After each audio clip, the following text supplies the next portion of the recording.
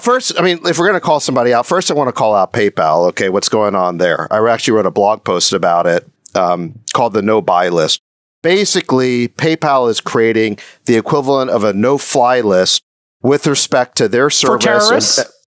Well, for anybody who they deem as deplorable or undesirable. Basically, they're working with the ADL, the Anti-Defamation League, and the Southern Poverty Law Center, SPLC, to create lists of people and groups who they are going to ban their accounts. Now, I got to say this. The ADL and the SPLC are storied institutions that did great work combating both anti-Semitism and racism, but they are now under new management and new leadership, and they have greatly expanded their missions. The ADL was originally about stopping anti-Semitism. Now it's about basically opposing extremism or white supremacy in any of the places they find it. And so, for example, they've taken positions on U.S. Supreme Court nominations.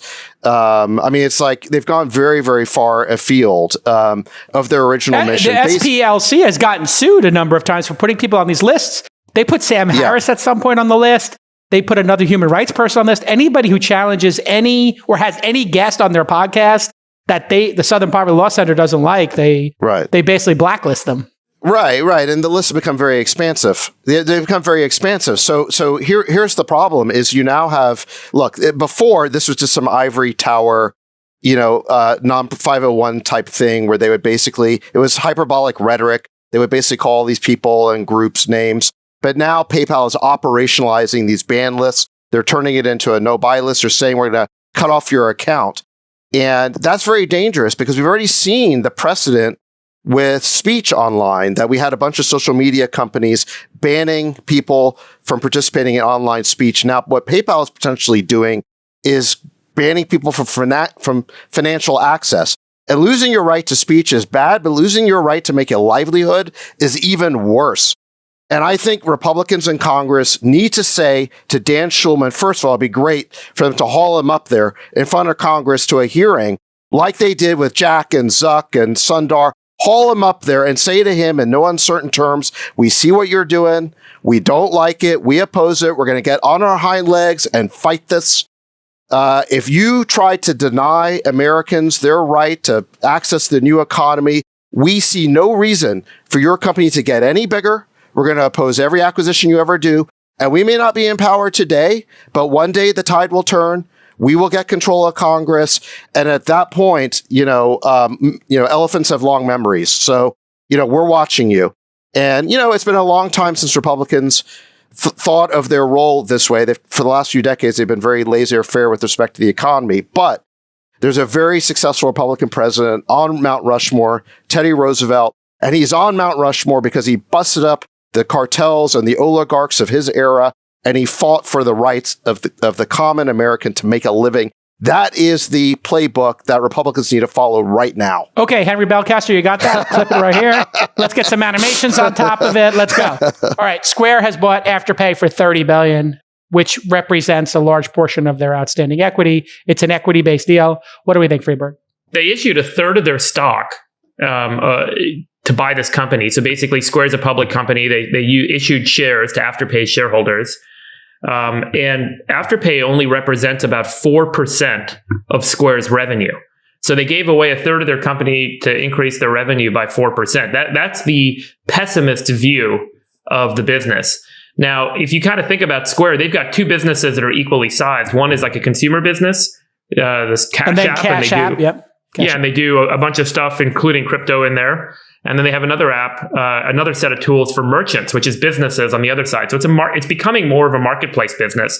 And the idea is that this AfterPay deal can solidify their ability to basically be a lender to their consumers and provide a tool to merchants to increase sales. Because the way AfterPay works, it's a buy now, pay later product. These have been around for a long time.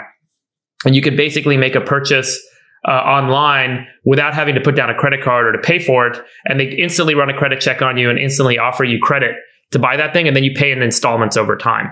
And so it allows websites and businesses to get more consumers to buy stuff because it's really easy for them to buy stuff if they don't have the money to buy it today. Brilliant. And by the way, this business concept's been around for a long time. There's a company called Bill Me Later that was bought by PayPal in 2008 for $1 billion. And it was a similar thesis, right? So the thesis, what's old is new again. The thesis is if you can provide these tools to merchants, they will get more sales, and PayPal on the other side would make more money because consumers would spend more through the system. And I think that's the same model with Square. But most important, so we're seeing Square consolidate the marketplace dynamics of their business. They're also effectively stepping up and competing and making sure they're locking in the competitive advantage they have with having this two-sided marketplace against emerging competitors like Affirm and SoFi. And Klarna was the original. Yeah. The public capital markets will always reward great growth strategies. The minute that they announced this deal, the market cap of Square went up by almost 25%. The deal is free. Free. I repeat, they just acquired a $30 billion company for fucking free. Which is what happened with Whole Foods and Amazon. Here is the secret hiding in plain sight that not enough CEOs understand about the public markets. And so for the CEOs out there listening, there are two ways for you to get constantly rewarded by the public markets. Number one is what Square did, which is to incrementally acquire feature after feature after feature. The thing with buy now, pay later is that it is not a company. It has always been a feature. And it's a feature of a much larger financial services platform. And I think Square is proving that. And everybody else over time will realize it. Goldman Sachs and Apple are about to do something there with buy now, pay later as well for themselves. Apple already does it for the phones. So the idea is that this is just a credit feature that should be on every single major network. I wouldn't be surprised if WhatsApp and Facebook had a buy now, pay later feature. Amazon. Over time. Everybody needs to have this feature. You can't build a company around it. And so if Square can basically continue to acquire or build adjacent features that consolidates the financial services stack for their consumers, the stock market will reward these guys. They'll be able to grow and buy things for free for the next 5 or 10 years. The second way that companies can get rewarded in the public markets is if you look at your costs and you flip them from a cost or an expense into revenue. And the gold standard is Amazon.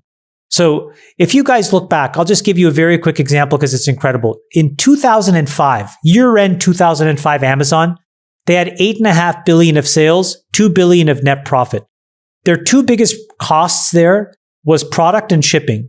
So what did they do? They started Amazon Kindle, they started Amazon Basics, they started Amazon Fire, they started Amazon Echo. And all of a sudden, that whole thing shrank, their gross margins went up. Then on the operating expense side, Amazon was spending 6% of revenue on fulfillment. They started a fulfillment business. They were spending 5% of revenue on technology. They started AWS. They were spending 2% of revenue on marketing. They started Amazon Prime. They were spending 2% on payment processing. They started Amazon Payments.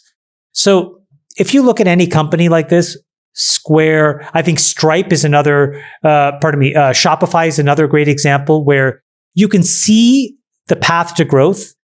If you can see folks acquiring adjacent features, or if you can see folks taking expense lines and turning them into revenue lines, these are, in my opinion, sure bet companies that compound forever in the public markets. And there's great network effects. If you think about financial services for consumers, I would argue there's 5 general categories. There's banking, lending, trading, crypto, and insurance. And I think in order of retention, meaning how long a customer is likely to stick with a service provider, it's banking, then lending, then trading, then crypto, then insurance. And in terms of profit generation per customer per year, it's trading, then crypto, then lending, then insurance, and then banking. And so what we're seeing is a lot of these financial services providers to consumers in the digital world replacing the old school world by starting to consolidate these categories in a smarter way than the old school offline companies have been able to do. Banks need to make money through overdraft fees. They make $30 billion a year in overdraft fees. So if you make banking entirely online and make it free, you retain a customer and then you can make money by offering them lending, trading, crypto, some of these other services. And that's certainly the trend. I have a big thesis and a big belief that over the next decade, we're going to see those 5 categories start to merge, and you're going to have 3 to 5 superpowers that are going to offer a consolidated stack of services. And the unit economics are going to change because they're going to focus on getting the high retention products to be cheap and free. and then they're going to make money on the high margin product. The canary, I completely agree with you. And the canary in the coal mine is who will be given a federal banking license, because that is the only gate that the authorities have to kingmake who those consolidators will be. And that's an easy thing that can be unemotionally assessed. Google or Amazon just buy one of the banks out there? You have to apply. No, you have to. This is an incredibly arduous process to get a federal banking license, to be cleared by the Federal Reserve. But what to be if able Amazon to borrow. bought a bank? You have to get it approved, Jason. You're not listening to me. These are regulatory hoops. I'm asking a question for the audience. You cannot about acquisition just go and buy versus these things. applying. Okay, so even if you want to, you can't just buy a company like you bought Whole Foods. For example, I think Square now is a federally licensed bank, and I believe that that the Federal Reserve recognizes these guys. They can borrow money at the discount window at the discount rate. As startups get more successful and can get there, those will be the ones that will do what David said, because it doesn't matter how many users or how much momentum you have. If you cannot get a federal license to operate, you can't consolidate. So you can be a vertically specific great business, but eventually you have to sell. E-Trade, Morgan Stanley is a great example where, in the absence and an inability to expand, you have to sell yourself because the cost of capital eats you up. The comment on this, by the way, the most obvious one here, which I think is interesting, is the Shopify Stripe debate. Because if you look inside the P&L of Shopify, an enormous line item now, about $350 million a year is what they're paying to Stripe. And, there's going to be a lot of pressure over time to figure out what these big businesses want to do with respect to their payment strategies and do it themselves, because they may be able to save a lot of money. Unclear. Can I be like the lone voice of dissent on this AfterPay thing? Oh, go ahead. Yeah. Well, look, it's clear the market loved it. Chamath is right about that. It's sending a signal to everybody in the industry, in the finance industry, that consolidation is going to be rewarded. It seems like finance is going to go the same way that media did, where you start to see studios in Hollywood all get gobbled up by big tech players, sort of the final convergence of digital and analog. You're clearly going to see that in banking now too. So as a business person and as an entrepreneur, I respect and admire what Jack Dorsey has done with Square. But as an American, I'm definitely concerned about this accumulation of power. And we now see Jack as the first person. I don't think there's ever been anyone in American history who holds in his hands the right to deny people speech on a major speech platform and the ability to deny them access to a major consumer payments platform. Now, he doesn't have dominant market share in either one of those things. He's got less than 10% in each. But he's an influencer, and we saw that Twitter was the first site to kick off Trump, and then in the wake of that, every other tech platform did it. And Square, after January 6th, cut off the accounts of everybody who was involved or connected to it, whatever that means. And a bunch of other players in the fintech stack did it. So we now have this issue of financial deplatforming. PayPal is already well down that road. What will Jack Dorsey do? I don't know. I mean, on the one hand, why don't you buy or start or incubate your own that's protection free? You're not going to ban people from calling, so you win. Just fucking start your own Square competitor, Sachs, and stop complaining. Jason, look, these companies have gigantic network effects. PayPal is over a $300 billion market cap company. If they back those 10%, if they knock 10% of people off, you get them. Now you got your beachhead. Stop complaining and build it. It is a non-argument to claim that a cartel of gigantic fintech companies that have monopoly scale, monopoly network effects, acting together, that is not a threat to people's rights to have a livelihood. I'm not saying it's not. I'm talking about how you can make money from it. I'm just talking your book. Like you can just start these competitors. This is not about making money for me. It's not about making money for me. This is... No, I know, but it is an opportunity. Like, who's to stop somebody from creating... Isn't Parler back? And isn't there some other, right-wing or more conservative Twitter that's booming right now? I heard there's another one. Kara Swisher was talking about. I'm predicting right now that financial deplatforming is going to be the big political hot potato over the next year. This is the next wave of censorship. And what I agree with Republicans on the FTC, what the Republicans on the FTC on that board need to ask Jack Dorsey right now is, will you import the Twitter block list over to Square? Or will you keep these things separate? Bestie Guesty Jack. Can I just say something, Saxy Poo? I think you're right, but if you just want to make a lot of money, and you have to have some financial stock ownership over the next few years, I think the way to do it is just to kind of like figure out which of these emerging companies have or are about to get or have disclosed in their earnings that they're filing for licensure. And I think you want to own those things, because the key thing is, like, when you get these licenses, you just get a cheaper cost of capital. It just allows you to outcompete and outmaneuver. And then all of a sudden you're competing with these big lumbering incumbents who just don't have the access to the same flexible technology, and they're running code that's, 40, 50 years old. Then the policy decision becomes much more complicated, because I do agree with you that there's going to be platforming or deplatforming issues that happen. The good thing about this, that it is highly fragmented, and that there is no clear path, at least that I see, for 2 or 3 folks to have 25 to 30 to 35% ownership. That already happened sort of in credit cards, and I think we've learned our lesson from that, and it hasn't happened since. I hope it remains that decentralized. But what I think the reaction of the stock market to Square buying AfterPay is, now everyone's going to be looking at that and going, wait a second, I can spend, a quarter of the market cap of my company and have the acquisition be free? But David, my point, that's not what they're saying. What they're saying is, hold on a second, these companies are features, and we want to have folks who are licensed and capable to consolidate what Friedberg said, these 5 categories.